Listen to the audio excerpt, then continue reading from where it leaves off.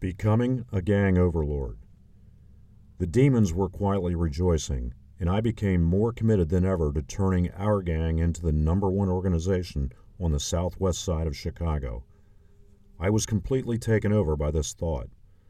Some looked at me and said I was one insane dude, for I did the craziest, most bizarre things that other members would never do. I was arrogant and confident because I knew my demonic allies were working overtime to protect me. We would go to other organizations, pull out our guns, and start shooting everybody we saw as soon as our cars stopped. A fight started everywhere we went. Pretty soon, I started carrying a sword in my cashmere coat. I had guns on me and a shotgun at times, and I was always protected by other members as needed. Our girls would carry some of the weapons and drugs, so if a gang crime unit came around, they would get away and leave us there. We would get busted, but they couldn't get us for anything.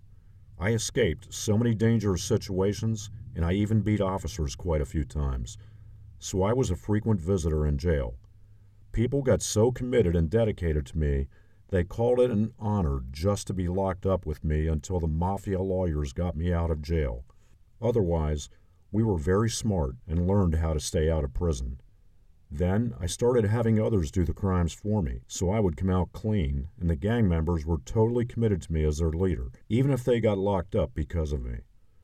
I was rising very quickly despite many horrifying situations, like people getting killed or women getting raped all around me. I didn't care because I knew our organization was going to be #1 in the entire city. The violence would not stop, and even escalated over time. And yet, there was something in me that was so hard to explain. At times, I would feel the presence of God all around me. I didn't understand it at the time, but now I do, for I know what it feels like to be in the presence of God.